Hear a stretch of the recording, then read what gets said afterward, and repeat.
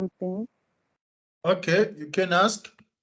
Do you do what's this assignment reviews like before submission? What do you mean to do assignment review? Can you please elaborate? Like I bring my assignment to you so you can go through it and then you give me advice on how or where I can change or improve or something I've like heard that. students saying that some other lecturers do that, but I don't do it for many reasons. One Okay. being, if I give you directions, it's like I'm already marking your assignment. Mm, So I give you direction, then tomorrow you come up with 100% because I've just told you what you need to do. The second reason is that we do assignment briefing. yeah. We discuss the assignment, and that's the direction that I give students when we are discussing the direction of the assignments during the assessment briefing. So once you've done the briefing, I don't think it's necessary to go through your individual assignment to see whether you're on track or not. But if there's something that you feel like you do not understand in the assignment, we can always discuss it with other students in class. Like right now, if there is some question that you feel like I'm failing to understand this question, please help me. We can talk, I can help unpack that question instead of looking at your answers and saying that here you are correct or here you are not correct. I don't know if I'm Okay. making any sense. Yeah, that makes sense. Yeah, because we spoon feed you guys a lot anyway. I think I told you that, every at the university where I was, the assignment just gets uploaded on the system. There's no what is called assignment brief. Yeah. Whether you understood it or you did not understand it, It's no one's problem. yeah. So, but with you guys, we do the briefing, we unpack question by question, we discuss the rubric. At Yeah. the end of the day, you should be able to pass. So, but if there's a question that you don't understand, please don't hesitate uh, to ask me. But I prefer that you ask me in the presence of other students so that they also benefit from it. Rather than you asking me, I talk to you, then tomorrow Amanda comes with the same question, ask me, Yeah. I'm not a machine. I might end up forgetting what I told you and tell Amanda something different because I cannot elaborate these exact words that I taught you. Or you can even pose a question into the group, then I can respond in the group so that other students can also see, and benefit on it, or even contribute and tell you how it needs to be done. Maybe they understand it better than you, something like that. Yeah. Makes sense. Okay. All right. Are there any other questions? No. All right. I think you are a bit behind. I don't know if we're on time because last week I did not have any class. You guys decided to fall in love with your blankets. It totally slipped my mind. Like I'm so sorry. Like I'm so sorry. I thought Okay. it was fine. Yeah, you need to be on track and know that if this week, that's how I've grasped it, but I know that our timetables can always change. But Yes. I've grasped it in a way that if this week is online, it means that next week is going to be physical. Yes. I've always been on track with that, but I don't know what happened last week. Okay. All right. So we continue with individual assessment of consumer behavior. What I mean about individual assessment on consumer behavior is that if you look back 3 weeks back or 2 weeks back, the focus has been on individual consumers, customer learning. It's about how customers learn about products. We spoke about attitude. It's about individual attitude because attitudes are not the same. Your attitude and my attitude towards certain brands are completely different. So these are the things that brains must be well aware of. And they always use that as part of their psychographic segmentation. So you can group people based on familiar attitudes, even though we do believe that attitudes are completely different.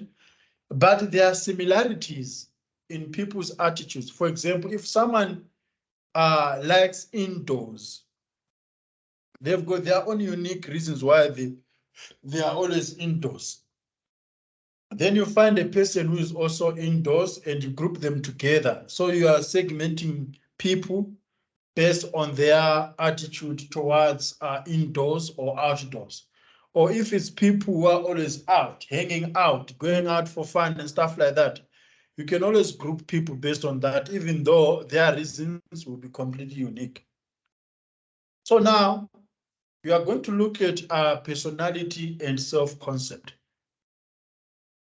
But before we look at that, I just want to do a bit of a recap on the things that we did in lesson 22 and lesson 23. We looked on how attitude is formed. You know, you are not born with the same attitude. Your attitude has been evolving ever since you were born, in your days at the creche when you are a kid, then when you are a teenager, and even now when you are becoming a young adult, your attitude keeps evolving. There are some things, some feelings that you still have about certain issues that are still the same, but some of the feelings that you have about certain issues have been altered. Am I right or am I wrong? You're right. Mm. For example, what you used to think about your fellow women or what you used to think about men might have been changed. And the moment that changes, it means that your attitude towards men or women can also change. So we also spoke about attitude change and what are the triggers that could uh, make attitude change. There are internal factors. There are also external factors, you know. Why would someone say that I used to love you? What happened now? Why don't you no longer feel the same? It means that my attitude towards you has changed, either based on the way you have treated me, or either based on the things that have changed inside me that, you know, enabled me to have a different look on you. So this also happens to the products that you consume. You know, since you were born, you were using Vaseline and you had a positive attitude towards Vaseline or towards Camphor as a brand. But as you grow older, all of a sudden you are using Dawn or you are using Claire or you are using Nivea or you are using Johnson and Johnson's. You know, there are reasons that will make consumers switch. It's called brand switching. And the moment you are switching from Camphor to Nivea, we call it attitude change because your attitude from using Camphor has completely changed and replaced by your attitude towards Nivea. But at the same time, an attitude is also being formed here. So you are forming a good reception towards Nivea. You never had a certain attitude towards Nivea before, but since you have switched from Camphor to Nivea, it means that you have formed an attitude towards Nivea. So attitude formation and attitude change can also happen simultaneously. I don't know if I'm making any sense. Yes, you are. Okay. And I think women are good with attitude change and formation. That's true. Am I discriminating or it's It's true? the truth. It's the truth. Pardon? It's the truth. All of a sudden, I think you guys use the word I'm no longer interested more often than men. Yeah, I You think that. know, yeah, I mean, not only in relationships, even your attire, the things that you wear. You know, I can wear the same jean like for 3 months, wearing the jean here and there, like becoming my favorite. But for you, you know, you can suddenly lose interest in your favorite dress. I don't understand why. This happens. Mm. So that's the role of attitude on there. But today we are going to look at personality. We know people, they always say that you are making this personal. There's a song by P Square that talks about personally. So what is personality? So that's what you are going to be looking at, the nature of personality, Yeah. the characteristics of personality, and also discuss the personality theories. And we are also going to have a look at a video that talks about the parts of personality. By watching movies and everything that we've been exposed to, I've heard several times that people can have multiple personalities. I Yeah. don't know whether that's true or that's not. We can debate that. Do you think people have got multiple or different personalities? I think so. I think it also depends on your relationship with that person. Okay, Yeah, all so right. person can be one way with you and another way with another person, if that makes sense. Yeah, that makes sense. And even if you look at the way our parents treat us, or the way we have had our partners before, you'd see that we are both siblings, but the way my mother talked to me and the way my mother talked to my other siblings will be different. Mm. So does that mean my mother's got different personalities? The personality that she uses on me would be completely different to the personality that she uses on my other sibling. Or maybe the partners that you've had before. If you had the same personality, does it mean that all of them, you treated them the same? I don't know. Okay. Yeah, it's tricky because, Yeah, it's the same thing with me. Sometimes I feel like I've got multiple personalities because the way I behave with my peers is completely different to the way I behave within the family. So to see that people who went to school with me would giving you a certain character of my personality. But if you ask my relative, they'll give you a complete version of another personality. So these are things that you can always debate. Sometimes I think that's why we would deny if our beloved ones do something in our absence. For example, let's say you've got a son or a daughter. She's at school. She's busy pinching other kids, beating other kids, but she doesn't do that at home. mm, All of a sudden, you are busy in defense. My son doesn't do this. mm, But at school, they've got enough evidence that shows that he actually does that. So yeah, we are also going to talk about the nature of personality in relation to marketing, because all these need to draw back to marketing. Why must we care about people's personalities when um, we are sending out content about our products?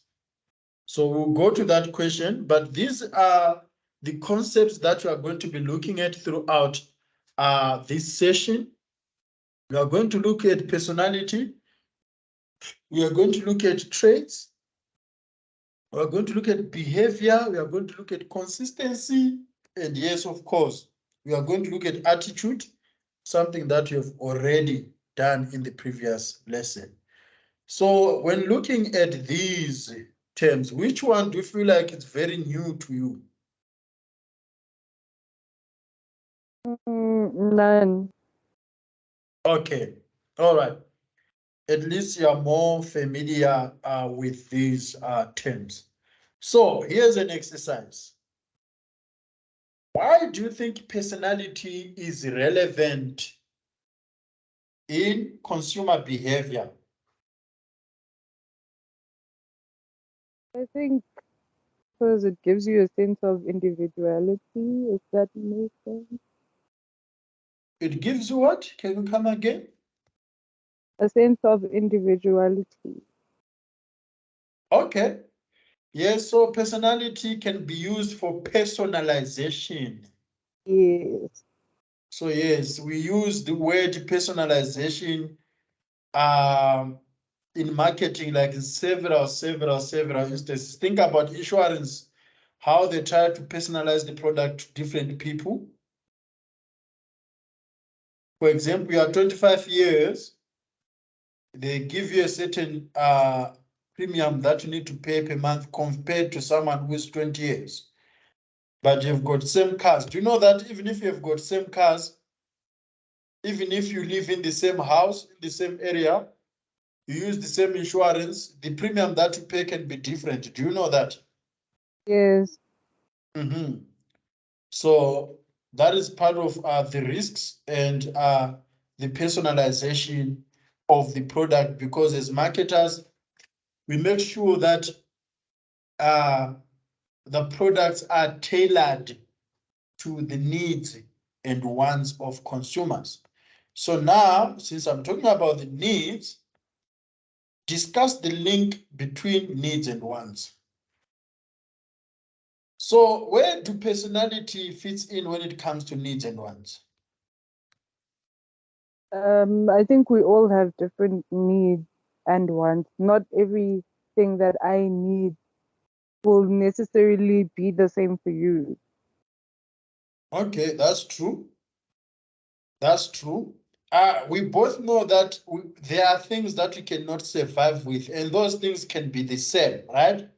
So we identify things that we cannot survive with as water, as food, as shelter, as clothing, and as educational knowledge. So Mhm. you would realize that those things we cannot survive with, but we also have different tests as people. So we cannot survive without water, but the water you drink can be different from the water Yes. that I drink, right? The food that you eat can be different from the food that you eat. And the clothing, you are both women, and there are specific clothing for women, but it does not necessarily mean that you are going to wear the same attire. Mhm. So those attires or those needs will then be determined by someone's personality, Yes. which would call a taste. People will say, I've got a different taste. I don't know if you've heard that. Yes, I have. Mm. If bum shorts are trending, for example, or if crop tops are trending, or if long dresses are trending, that does not necessarily mean every woman is going to follow those trends. They need to check first whether those trends liars with their taste, right? Yes. Mhm. So that's how you fit in the needs and wants. The same with education. Yes, we all need knowledge, but how we acquire that knowledge is different. And the field of knowledges can also be different. That's how I realized that you grew up with your sister. Your sister has got so much knowledge in cooking, while you have got so much knowledge in something else. But at the end of the day, everyone needs knowledge. Yes. All right. So let's discuss the nature of personality.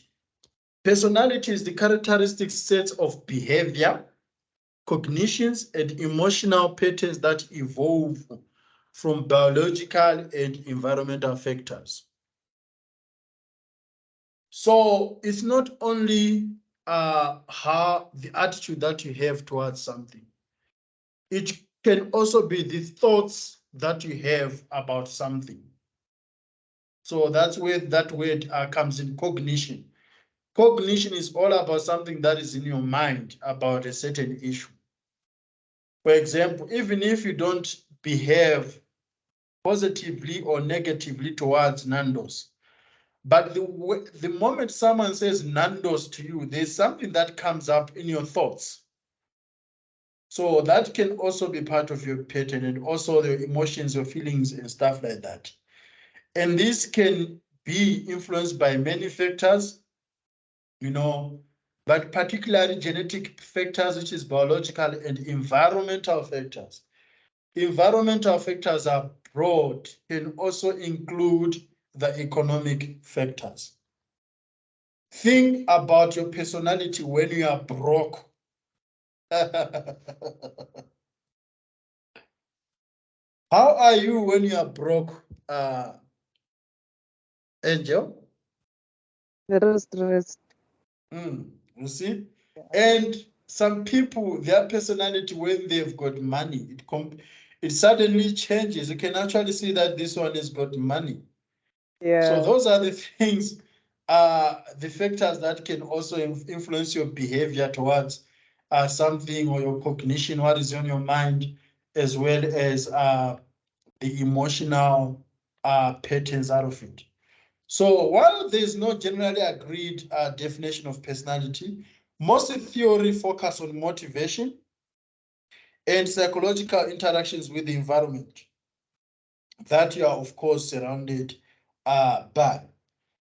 So as I said, personality can also be the same with attitude, because it is detected by how you interact with the world around you. For Yeah. example, the personality of people during apartheid was completely different to the personality now. Reason being, there were things that would be acceptable during that time, like, it would be accepted to do this to a certain race, or it would be accepted to do this to another race. So that would be the personality of that era, or the personality of the during the liberation struggle. That would be okay to do this because we want to liberate the nation. But now it would be completely different. So personality does evolve.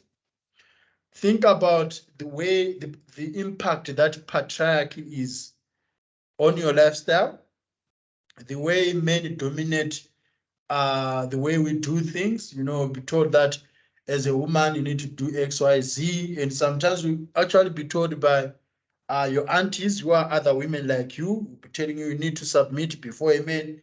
So if you grow up in that environment, it's going to be completely different to another woman who was raised in another environment where patriarchy was not such relevant to her.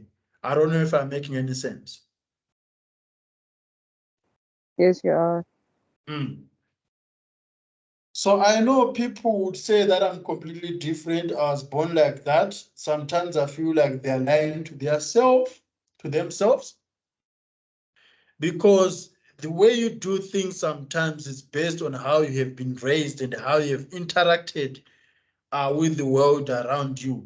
So for example, if ever since we were brought up and you have been interacted with men, you know, openly in your society, the way you feel or you think about men, it's going to be completely different to someone who has taught that you need to behave this and that way when you are with men.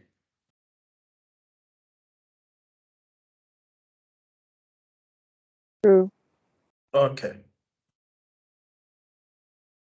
Then, the value of the study of personality lies in the fact that marketers can categorize people in different groups based on one of a few traits or a few traits. I think I said that at the beginning. And we use personality, lifestyle, and so on as part of psychographic segmentation. Remember, we have got 4 types of segmentations.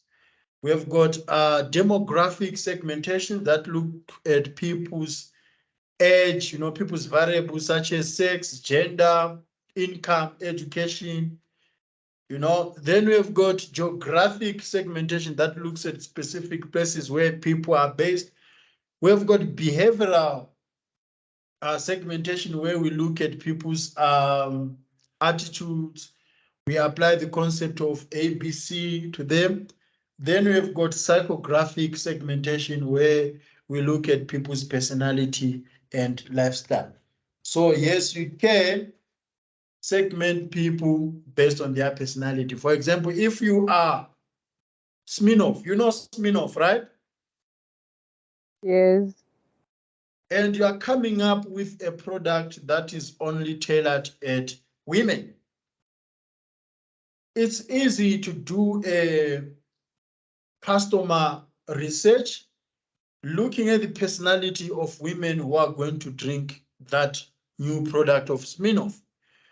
You look at people who are always out, you look at people who hang out and stuff like that. So you can look at their personality. How do these people interact with the world? Then consistency refers to enduring but not unchanging qualities of personalities, and it also gives the behavior of a person a measure of predictability. So there are people who are very unpredictable, like they can easily switch. You know, we've come across those people in our relationships and stuff like that. And in most cases, we even end up leaving them because we cannot predict their behavior. We cannot predict their personality. Then there are people who have got so much consistency, and you can actually predict their behavior based on that consistency. So if it's someone, for example, who believes in isitembo, polygamy, you can predict their behavior because you know how they feel, the behaviors that they have, the cognition that they have, the emotional patterns that they have when it comes to isitembo.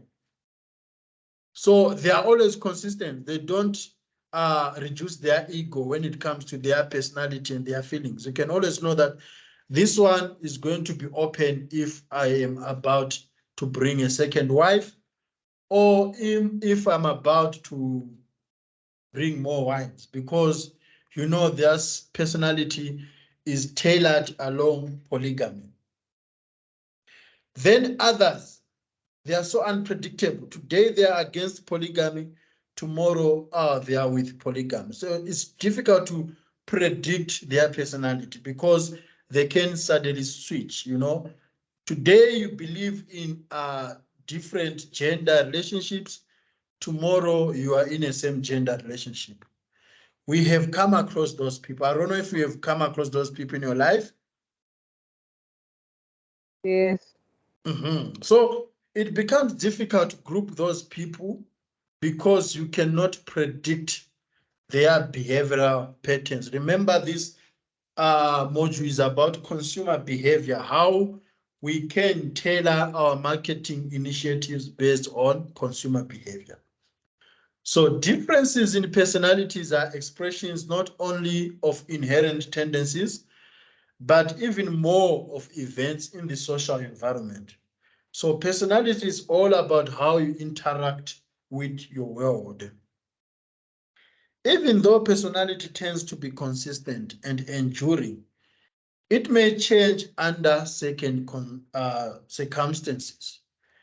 We have also seen that. We have also seen that several times. You hear someone being an advocate of anti-gender-based violence. So everything that they say, I'll never beat a woman. Beating a woman is not good. All of a sudden, tomorrow you hear reports saying that he beat his wife, you know. So yeah, people say he was pushed and this and that, but at the end of the day, his personality towards gender-based violence changed under certain conditions. And people would say maybe he was under intoxication. That would be the circumstance, you know. There are people who behave well when they are sober, as you know. But the moment they have a single sip of alcohol, it's something else. You can actually see that they are completely different. Yes. Yeah. So there are so many theorists in the field of psychology who have attempted to understand people's personalities. So we've got what we call fruit theory. This looks at personality that is composed of three elements known as the id, the ego, and the superego. So realize that personality has to do with your self-esteem, how you preserve yourself as an individual, how you fit in your id, how you fit in your ego, and how you fit in your superego. So if your ego, for example, tell you that you will never beg another human being, even if you are the one who is wrong, you can never admit that you are wrong, right? We've come across those people because Yes. your ego won't let you admit that you are wrong. And we've also come across customers like that doing marketing initiatives, they know that here they got it wrong, but no, their ego won't let it that. So these elements work together to create complex human behaviors. So when it comes to the Freud psychoanalytic theory of personality, the emphasis is in motivational research studies on discovering the underlying motivations for specific customer behavior. So what is it that would make someone say, I will never use another phone other than iPhone?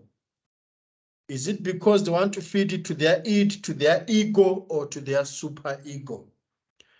The view of product personality suggests that using a particular product, such as an expensive car, enhances a person's self-confidence.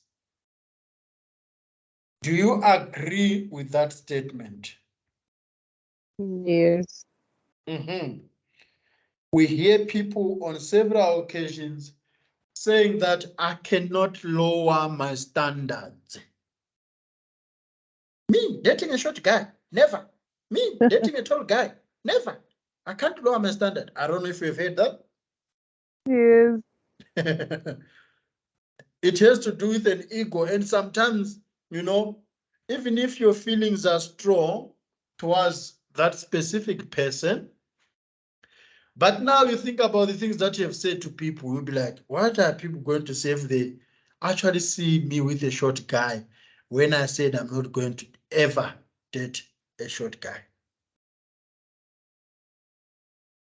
What are people going to say if they see me wearing Crocs when I've always wore expensive shoes like Oster and stuff like that? What are people going to say if they see me driving a Corolla when they've always, throughout my life, they've always seen me driving a Lamborghini? So sometimes you see that people, even if they are broke, even if when things are tough, they would stick to specific products because those products speak to their personality. You'd rather go to Mashonisa, a loan shark, Yeah. to fund your personality. Do you know that? Yeah. Some people do that. Yes. So it all have to do with your ego. Mm. Then the Neo-Freudian theory emphasizes the fundamental roles of social relationships. So the first theory of personality talks about motivation. What is it that is motivating you to consider the elements of your id, your ego, and your superego? Now, this one looks at your social relationships in the formation and development of personality. For example, a person's desire to overcome feelings of inferiority, that is to strive for superiority and to conquer feelings of anxiety. We have seen this in our social setups, especially at home or in society, whereby the narrative in society says that if you are a man, you need to do X, Y, Z, you know. So if you do X, Y, Z, you then feel like your ego has been fulfilled. Your personality is positioned out there as a better man. If you are a woman, there are certain things that you need to do for you to be considered a full woman. So if you don't do those things, you are sort of less of a woman. And that can have a huge impact on your personality. And we have seen how far social relationships actually can lead to anxiety, depression, and stuff like that. Because if you do not meet the social expectations, you can even consider taking your life, eh? Yeah. Think about the social relationships in your family that your mother reached by the time she was 30, she had a child and she had a stable relationship. It also happened to your grandmother. It also happened to her grandmother. And it was a chain of generations doing that. All of a sudden, you are 30, you don't have a child, you don't have a stable relationship. Won't that bother you? It definitely will. Mm. Definitely. You see? So it's the same thing with products. Products can also be formed out of social relationships. Mm. There are certain things, and this hit me hard, especially when I was in my teens, when I was a teenager, that maybe when you're in your 15, you must all have Oster, you must have a pair of Converse shoe. You know, this is formed out of social relationships, which is also part of peer pressure, because peer pressure comes out of social relationships, the way you interact with your peers. So the moment you do not have that product, it becomes something that affects your personality. If you have got that product, you feel like you've been rewarded and your ego goes up. There are so many things that you can think of, you know. During Christmas in December or New Year, it has become a tradition in many societies that you need to have a 7-color meal. You need to have rice. To an extent that if there's no rice on 25 December, Christmas Day, your kids can actually be depressed. Do you know that? You can understand it because you're now an adult, but by that time, you yourself could not understand it. Yes. Mm. So this society plays a huge impact on how we consume products, you know, and the impact can affect our personality when it comes to superiority and inferiority. I remember when I was doing my master's, you know, we were in class and there was this guest lecturer who was asking people about the perfume that they use. And everyone in that class, they mentioned the expensive names that I've never heard of. And I'm sure they were being open about what they use. Then when it was my turn, I said I use Adidas. I was so confident because Adidas works for me. But the way everyone looked at me, I just felt so inferior that I'm using something way much cheap. So that affected my personality to an extent that since then, I stopped using Adidas. And these are some of the pressure that we get from society when it comes to products. Someone all of a sudden will be like, where are you studying? And you say, I studied Boston Media House. They're like, really? Oh, I'm at Wits or I'm at UJ. Why did you end up at Boston? So how would you then feel if someone say that? Yeah. Do you feel bad about You yourself? see? Yes. Mm. So there are so many services, there are so many products, there are so many brands that we use that are somehow linked to our personality based on the relationship, the social relationships that we have. And if those products are better positioned, it can always increase our ego But if those products are not well positioned, it can always lower our personality. So brands, they always try by all means to use the social relationships and personality to position their brands. Think about the use of Kamompela, an amapiano artist, to try and influence her followers that if you wear things like this, you are going to have a good personality. That's what it's all about.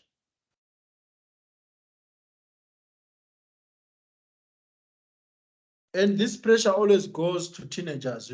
Sometimes teenagers, they've got certain attires that suits them well, but because society is saying that, what, if you are Armor 2000 and you don't have your belly outside, you're not sexy. I don't know if you get what I'm trying to say. Yes, And it's not only Armor 2000. it's not. Even the youths, those who are in their early 30s or late 20s, if you're not showing us your tummy, who are you? Are you actually existing? If everyone else is doing that, you know? Yes, And then suddenly the pressure starts to heat up. So brands can always, look at what is trending in social relationships, look at what could better position people's personalities, and then they tailor their products on those personalities formed out of social relationships. Then we have got the trait theory. The trait theory focuses on the measurement of personality in terms of individual psychological characteristics called traits. For example, individuals may distinguish other people as reserved or outgoing. We have seen this, there's been a certain trait about Amadiva or slay queens, How can you be a slay queen if you're not outgoing, for example? So there are so many things that you always hear. That one here, Papa, is way too forward. It's based on their trait. Or that one is very shy. She's so reserved. She's conserved and stuff like that. So we can actually always use products or market products tailored or based on people's individual traits. Think about gun lovers. It's all about the traits. How people distinguish themselves from other people based on uh, based on their preferences. Are there any questions so far? no, Okay. I'm sure these things are making sense, right? yes, they are. They definitely are. All right.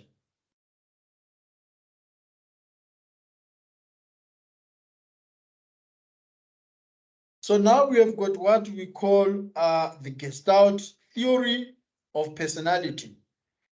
This one seeks to understand how the human brain perceives experiences and suggests that structure perceived as a whole have specific properties that are different from the sum of their individual parts.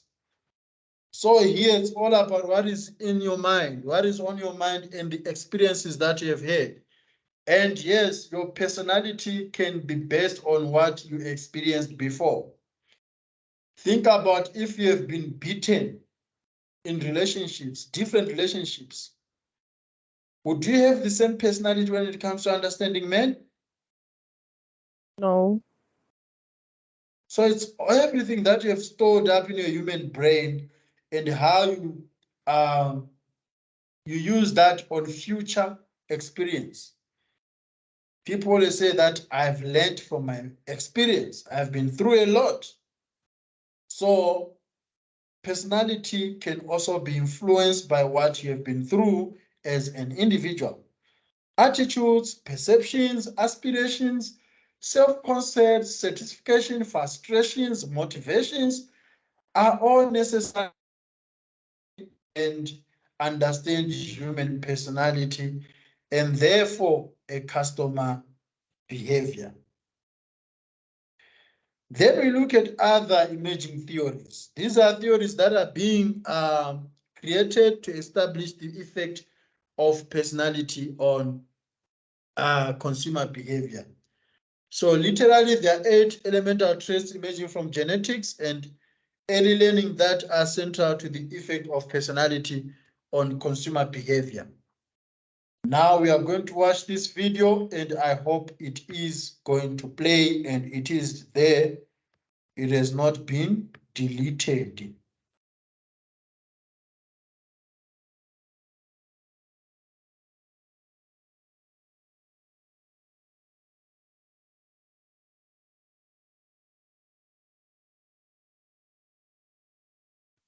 Can you see the screen?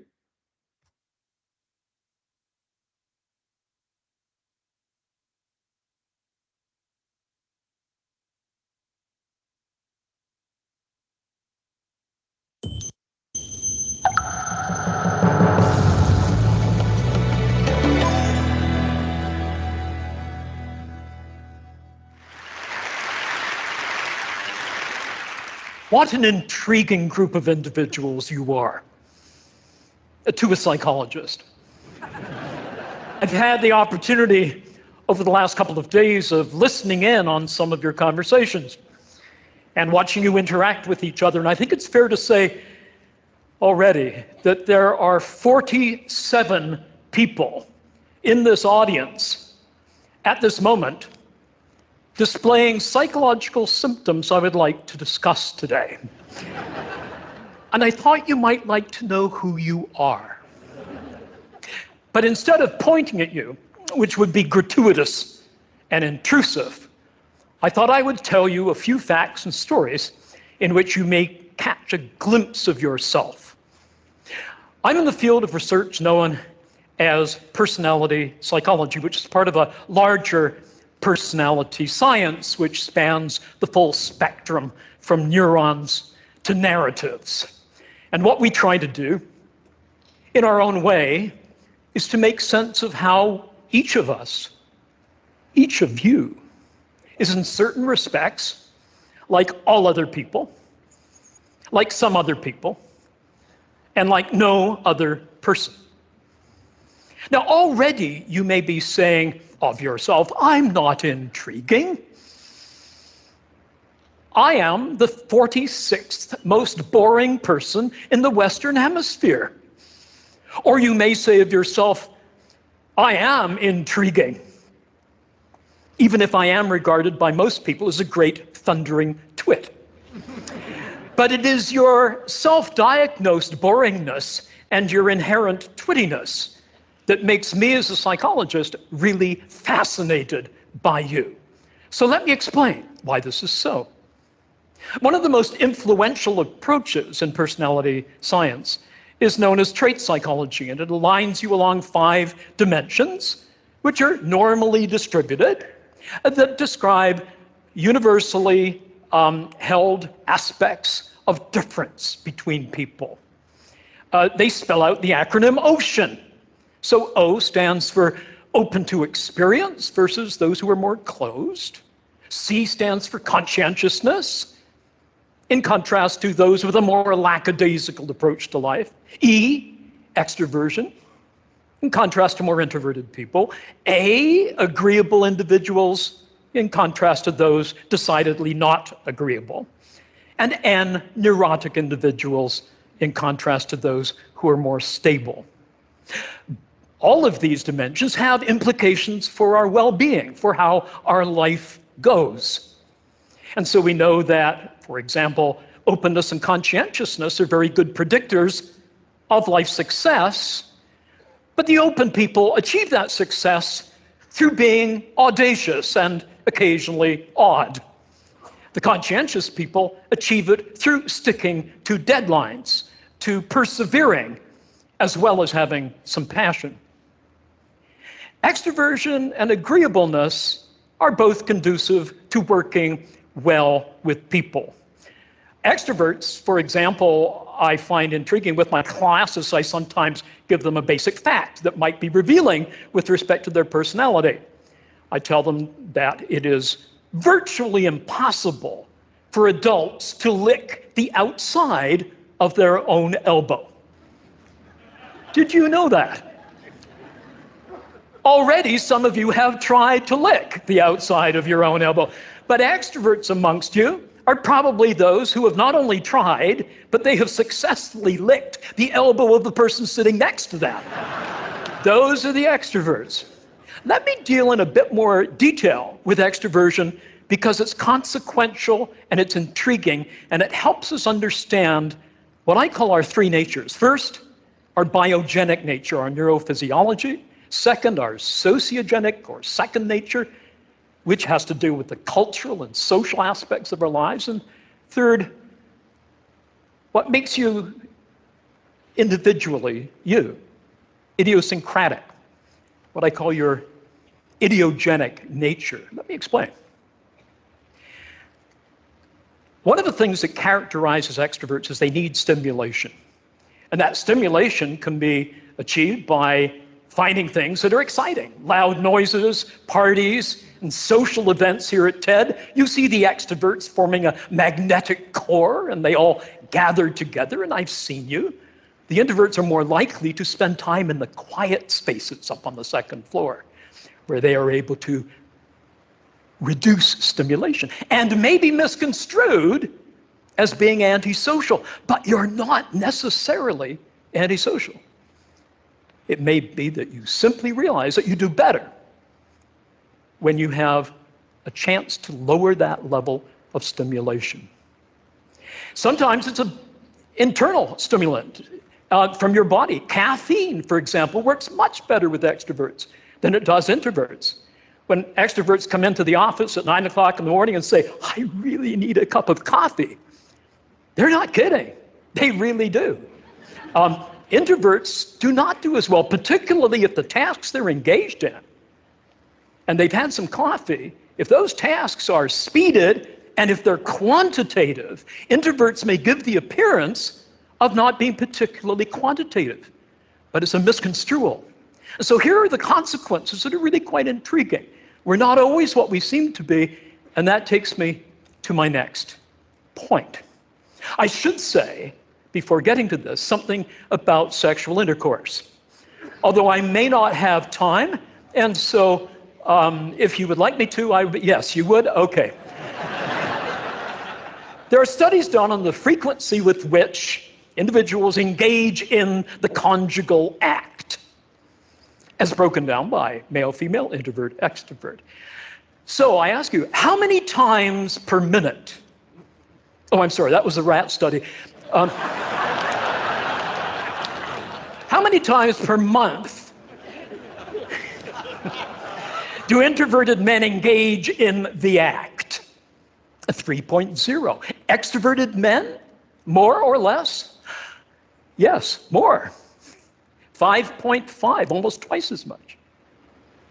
Introverted women, 3.1. Extroverted women, frankly, speaking as an introverted male, which I will explain later, they are heroic.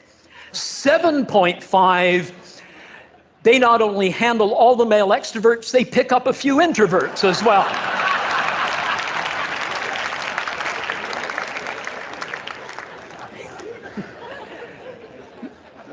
We communicate differently, extroverts and introverts.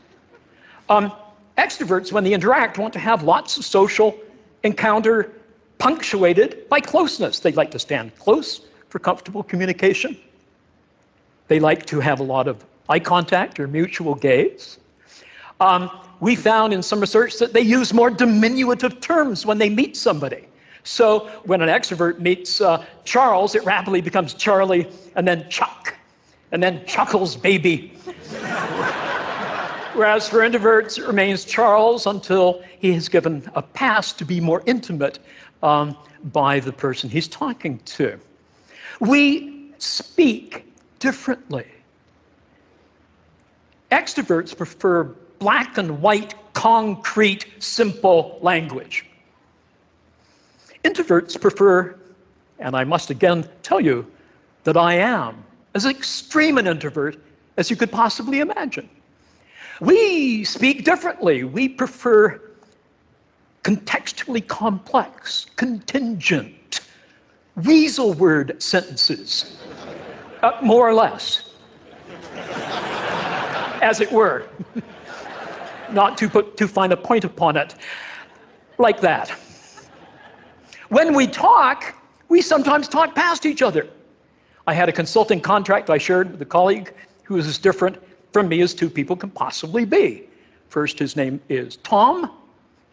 Mine isn't. Secondly, he's 6'5". I have a tendency not to be. And thirdly, he's as extroverted a person as you could find. I am seriously introverted. I overload so much I can't even have a cup of coffee after 3 in the afternoon and expect to sleep in the evening. We had seconded to this project a fellow called Michael. And Michael almost brought the project to a crashing halt. So the person who seconded him asked Tom and me, "What do you make of Michael?" Well, I'll tell you what Tom said in a minute. He spoke in classic extrovertese. And here is how extroverted ears heard what I said, which is actually pretty accurate. I said, well, Michael does have a tendency at times of behaving in a way that some of us might see as perhaps more assertive than is normally called for. Tom rolled his eyes and he said, "Brian, that's what I said.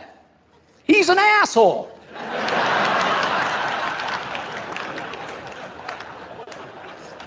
Now, as an introvert, I might gently allude to certain assholic qualities in this man's behavior, but I'm not going to lunge for the A word.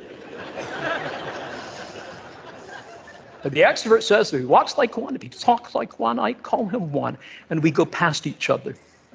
Now, is this something that we should be heedful of? Of course, it's important that we know this. Is that all we are? Are we just a bunch of traits? No, we're not. Remember, you're like some other people and like no other person. How about that idiosyncratic you? As Elizabeth or as George, you may share your extroversion or your neuroticism. But are there some distinctively Elizabethan features of your behavior or Georgian of yours that makes us understand you better than just a bunch of traits, that make us love you, not just because you're a certain type of person? I'm uncomfortable putting people in pigeonholes. I don't even think pigeons belong in pigeonholes. So what is it that makes us different? It's the doings that we have in our life, the personal projects. You have a personal project right now, but nobody may know it here. It relates to your kid.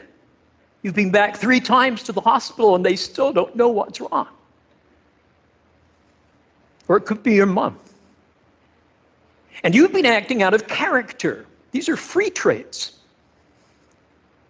You're very agreeable, but you act disagreeably in order to break down those barriers of administrative torpor in the hospital to get something for your mom or your child. What are these free traits? They're where we enact a script in order to advance a core project in our lives. And they are what matters. Don't ask people what type you are. Ask them, what are your core projects in your life? And we enact those free traits. I'm an introvert, but I have a core project, which is to profess. I'm a professor. And I adore my students, and I adore my field. And I can't wait to tell them about what's new, what's exciting, what I can't wait to tell them about. And so I act in an extroverted way because at 8 in the morning, the students need a little bit of humor, a little bit of engagement to keep them going in arduous days of study. But we need to be very careful when we act protractedly out of character. Sometimes we may find that we don't take care of ourselves. I find, for example, after a period of pseudo-extroverted behavior, I need to repair somewhere on my own.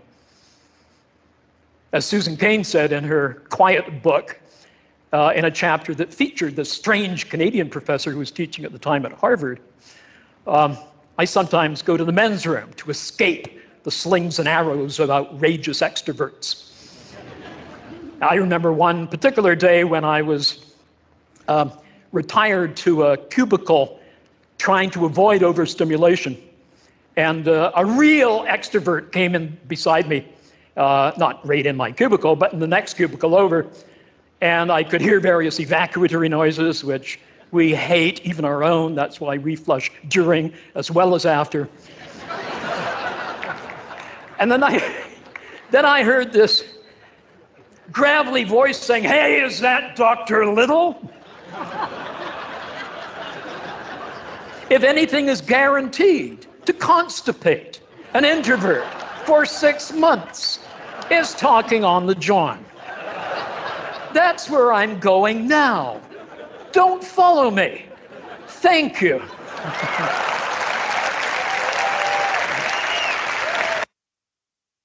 All right, I hope you got the sense of it, because it was summarizing everything that we spoke about, people's different personalities. Yes. All right.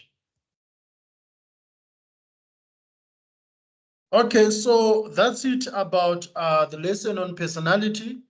And this lesson should have helped you to reflect on your own personality and how this influences your behavior and spending patterns as a consumer, because personality does that. You should now be able to explain the nature of personality and discuss the characteristics of personality. The lesson reviewed the major theories of personality and understand how these theories are linked to consumer behavior. And by now you must be able to apply your understanding of personality to a given case study. So if you talk about roll-on, if you talk about this and that, you should be able to apply the theories of personality of that. Because, for example, people like to smell differently based on their personality. You know, the kind of perfume or the roll-on that you'd use, to some extent, it needs to speak to your personality. Yes. All right. So are there any questions or any comments about this lesson? Um,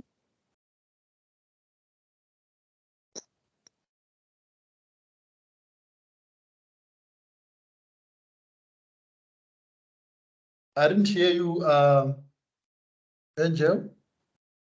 I'm saying no, there Oh, aren't okay. any I questions. thought you were raising something. Uh-uh. All right. So by attending this lesson, it doesn't mean that now you have to start snooping on your kids and your partner or your relatives, thinking about their personalities. You'll be in trouble. Yeah, no. All right. So now we are going to look at the relationship between personality and lifestyle. So why is that relevance, and how can we explore the self and concept? So that's what you are going to look at in the next lesson, which is lesson 24, if I remember. Okay.